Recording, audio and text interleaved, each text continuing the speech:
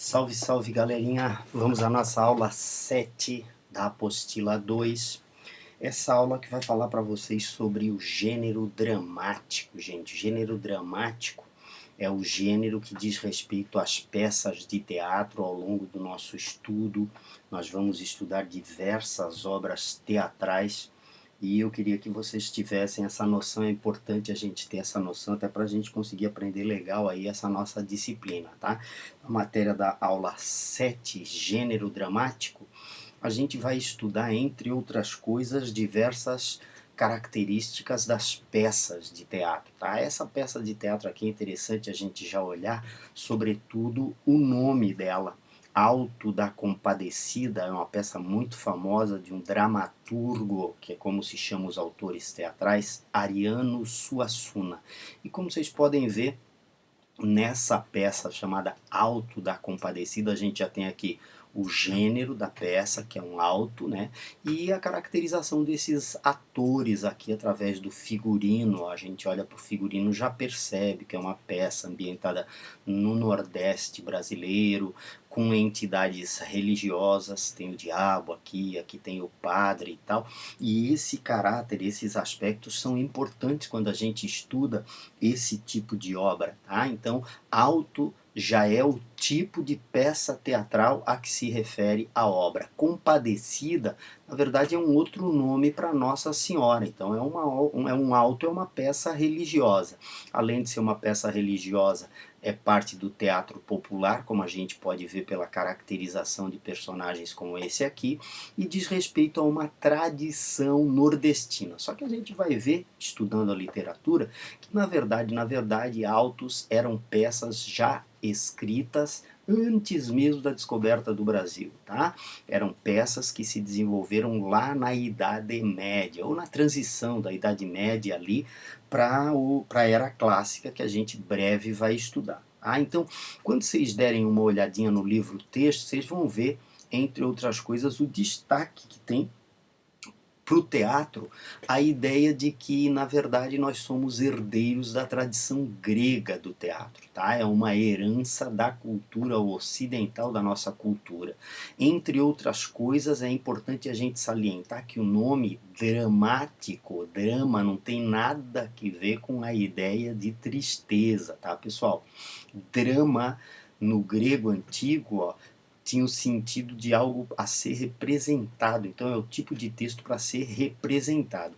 E nesse desenho aqui de uma ânfora, que na verdade é um vaso lá, né, um vaso da Grécia Antiga, aparece aqui a divindade que era considerada assim a divindade, o deus Dionísio, né? Para os romanos era o deus Baco, para os gregos Dionísio, que era a divindade do teatro.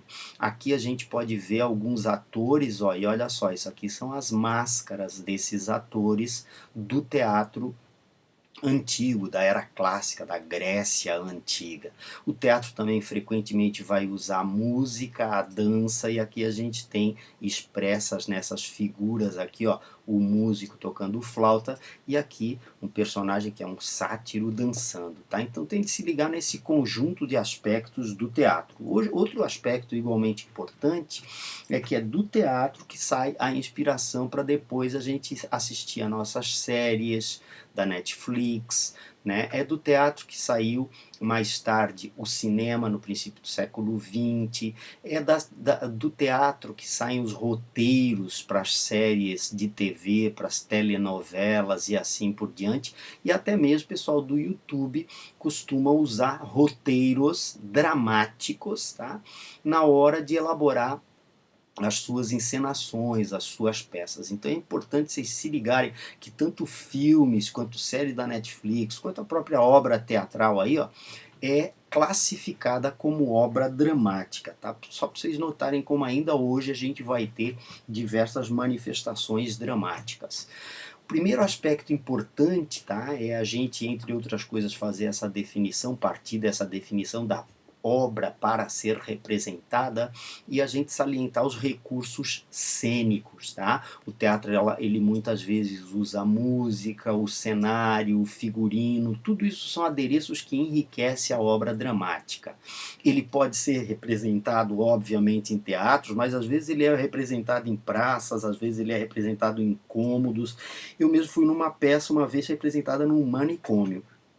Tá certo? É uma arte caracterizada como uma arte colaborativa, ninguém consegue fazer teatro sozinho, tá? Tem o cara que escreve a peça de teatro, mas tem os atores, tem diretor, tem iluminador, tem sonoplastia e assim por diante. Além disso, é importante a gente perceber que o teatro também não é só aquela coisa grandiosa, Broadway, né? O teatro, ele pode ser caracterizado por um ator representando em um lugar para uma pessoa. Tá? Nesse sentido, a gente já tem uma obra teatral. Ah, por quê, professor? Porque nós temos aqui um cara representando. E a partir do momento que se tem alguém representando, nós estamos diante de uma obra dramática. Tá? Um detalhe que é importante que a gente saliente quando se fala de origens do teatro ocidental, lá na Grécia Antiga, era a função que o teatro tinha naquela sociedade. Em geral, as peças que eram consideradas mais sérias eram as tragédias. Né? Tragédia, o nome já diz, é aquela coisa violenta, né? Aquela ideia fundamental era emocionar o público e até educar, formar esse público que estivesse ali assistindo, alertar para ser um público do bem e tal. E aí, aquele sofrimento todo tinha por função a catarse, que era transformar uma coisa horrível, uma tragédia, em um aprendizado. Então a ideia dos gregos era utilizar a catarse para impedir que o povo grego fosse sofresse ou fosse falcatrua, fosse desonesto e assim por diante. Só que é interessante a gente perceber que a tragédia, se ela nasce lá na Grécia Antiga, no século XX o Brasil vai ser marcado pelo teatro de um cara que é considerado o pai do teatro modernista brasileiro, o Nelson Rodrigues. E esse Nelson Rodrigues se caracterizou justamente por escrever diversas tragédias cariocas. Então ele atualizava aquelas histórias lá da Grécia Antiga, ambientando as suas obras principalmente no Rio de Janeiro. Boca de Ouro, nesse sentido, é um exemplo dessa tragédia carioca, dessa atualização da tragédia, só para a gente perceber como, de certa forma, ela vai evoluindo, a leitura do teatro vai evoluindo. Um outro aspecto igualmente importante também quando se fala de teatro, gente, é a gente perceber que ao longo ali da saída da Idade Média, começo da Era Clássica, um teatro que se tornou famoso foi a comédia dell'arte. Olha só os personagens aqui todos fantasiados e muito provavelmente representando onde? Representando em um castelo, olha só. Então a comédia dell'arte está nas origens também do nosso teatro. Nota que já deixou de ser a ideia da tragédia e passou agora a ser uma obra de caráter cômico. Ah, pessoal, mas no Brasil teve comédia dell'arte? Teve alguns que representaram e tal, mas para nós o mais importante é que o teatro brasileiro começa com esse cara aqui no século XIX, lá por volta de 1830, 1840, durante o romantismo brasileiro. Esse Martins Pena aqui vai ser responsável pelas primeiras comédias brasileiras, e são comédias que tematizavam, ironizavam, riam dos costumes brasileiros. O Juiz de Paz na Roça é a nossa primeira grande comédia de sucesso desse cara aqui, e é uma obra marcada pelo romantismo, pelo Brasil de 1830, 1840, o Brasil do Império do Dom Pedro II, tá certo? O que eu quero que vocês percebam é que houve uma evolução do gênero. O gênero teatral, que antes era ou trágico ou marcado pela comédia, ele passa a ser agora com uma nova obra, um novo tipo de obra chamado de drama ou tragicomédia. E esse gênero drama, pessoal, é aquele tipo de história no qual tragédia e comédia acabam se fundindo. Isso aí acontece muito frequentemente nas telenovelas, em que se mistura a seriedade e a comicidade, tá certo?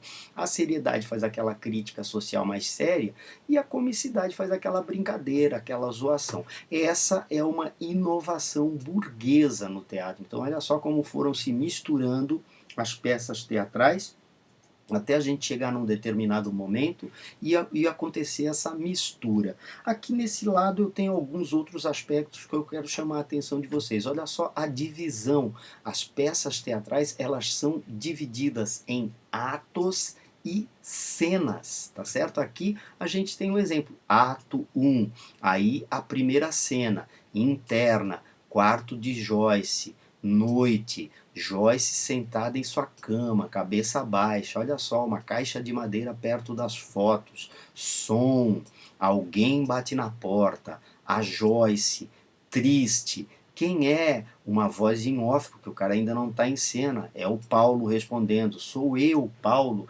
Esse é o conjunto de aspectos que caracteriza o texto dramático, tá certo? E aí é fácil a gente pegar e considerar aspectos do texto dramatúrgico a partir disso aqui, ó. Identifica-se o personagem, olha só, a Joyce, o Paulo, apresenta rubricas. O que são as rubricas, senhor? As rubricas são isso aqui, ó. A Joyce, quando fala, está falando triste. A Joyce, quando fala, está sentada na sua cama. A cabeça está baixa. Diversas fotos de várias épocas de sua vida espalhadas. Isso aqui é tudo rubrica, são indicações do que está acontecendo ali naquela peça ao longo da encenação, tá? Então, rubricas é uma palavrinha muito importante. Vocês se liguem nessa definição aí. Outro detalhe igualmente importante é que é estruturado em diálogos. Então, o que se usa? Se usa aquele discurso direto, é o personagem que fala. E então, Paulo falou, sou eu, tá certo? Esse discurso é o discurso que predomina no texto dramatúrgico. E como a gente viu aquela imagem lá daqueles personagens nordestinos, obviamente que aqueles caras falam com sotaque nordestino. Então a linguagem usa da variação linguística para caracterizar personagens. O último detalhe, mas não menos importante, se lembrem disso, gente. O teatro não tem narrador. Ah, pessoal, mas e se a gente for assistir uma peça de teatro e tem um narrador lá? Galera, esse narrador é um personagem narrando, tá certo? Então, a obra dramatúrgica se caracteriza por ausência de narrador. Então, esse aspecto, esse conjunto de aspectos aí, quando se trata de teatro, vai ser muito importante, porque as questõezinhas, como vocês vão ver, elas vão versar justamente sobre esse tipo de texto aí, ó. E é o que a gente tem nos textos, nas tarefas da nossa classe de 1 a 3. Tá? A gente tem uma referência àquela peça da qual tinha a fotografia lá do Ariano Suassuna, é um dos mais importantes dramaturgos, escritores de peças de teatro brasileiros contemporâneos.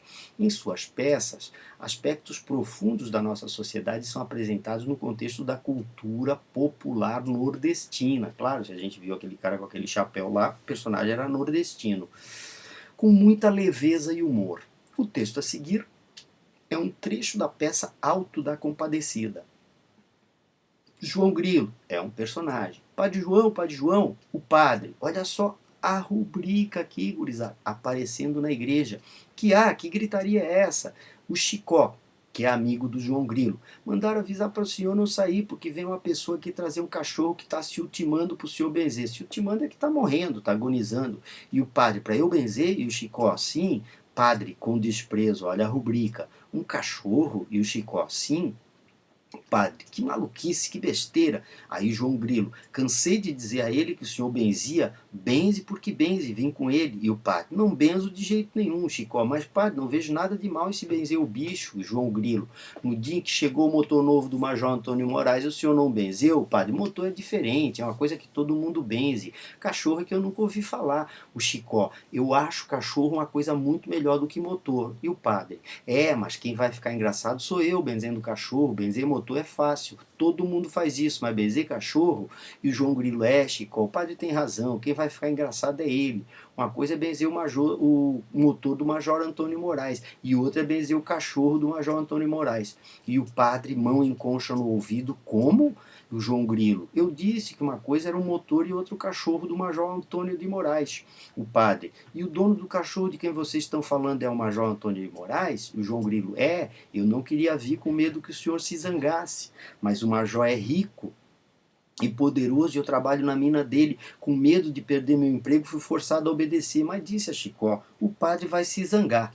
Tá? Então, o que eu queria que vocês se ligassem aqui? A gente tem todas essas características de uma peça teatral, de uma obra dramatúrgica, e a questãozinha vai cobrar de vocês justamente uma interpretação disso. Na cena de Alto da Compadecida, que continua aqui, né, pessoal, até o final, a série de alternativas aqui vai dizer respeito a esse aspecto, e eu quero que vocês se liguem aí, porque essa questãozinha é relativamente fácil. Aqui vão ver o que tem nessa pergunta. A espontaneidade dos diálogos, ó, aquele jeito de falar dos nordestinos, a força poética de seu texto, a capacidade de exprimir o texto popular, o espírito popular de nossa gente, fazem com que o escritor Ariano Suassuna seja reconhecido como um dos principais autores brasileiros contemporâneos. Diz o crítico Sábato Magaldi que a religiosidade de Ariano pode espantar aos cultores de um catolicismo acomodatício. Aquele catolicismo assim, o cara fica mais quieto e tal, não quer mudar a situação das coisas, é menos crítico, mas responde às exigências daqueles que se conduzem por uma fé verdadeira. Com base nessa observação, responda: por que, segundo aquele padre, é fácil benzer um motor? Vai ter que voltar para o texto e dar uma interpretada nessa questãozinha para conseguir responder. Por que ele diz que benze o motor, mas não benze o cachorro? Tá? E depois ele muda de ideia, não muda de ideia, vocês vão ter que ler a continuação do texto ali para compreender. E aqui outra questãozinha discursiva: em que sentido o fragmento apresentado encerra uma crítica ácida como o padre comanda a sua paróquia? Leiam todo o texto, vocês vão ver que o padre, eu acho que vai acabar mudando de ideia ao saber que o cachorro tem dono. Tá? O texto para a questão 4 também tem aqui, ó, personagem, Fabiana, aqui ó, rubrica, Fabiana repelando-se de raiva, tá? Ficando irada, indignada. Ora, eis aí está para que se casou meu filho e trouxe a mulher para minha casa. É isso constantemente. Não sabe o senhor, meu filho, que quem casa quer casa? Já não posso, não posso, não posso, batendo com o pé. Um dia arrebenta, então veremos. É uma peça do Martins Pena, aquele cara que começou a fazer teatro no romantismo brasileiro. O nome da peça é Quem Casa Quer Casa, tá?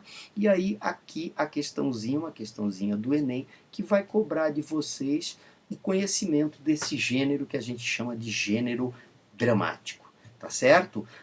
Eu queria combinar com vocês que a partir de agora eu posto as aulas e vocês têm até a meia-noite, 23h59 para ser mais exato, para me mandar as respostas dessas, no caso dessa aula, dessas 4 questõezinhas devidamente fotografadas e devidamente preenchidas de acordo com o que cobra o nosso materialzinho. Tá bom, gurizada? Por hoje era isso, né? Ficamos até a semana que vem com a nossa aula 8, tá certo? Um abraço grande para vocês, uma boa semana para todo mundo, gente, e até mais, tá certo? Um abraço, professor.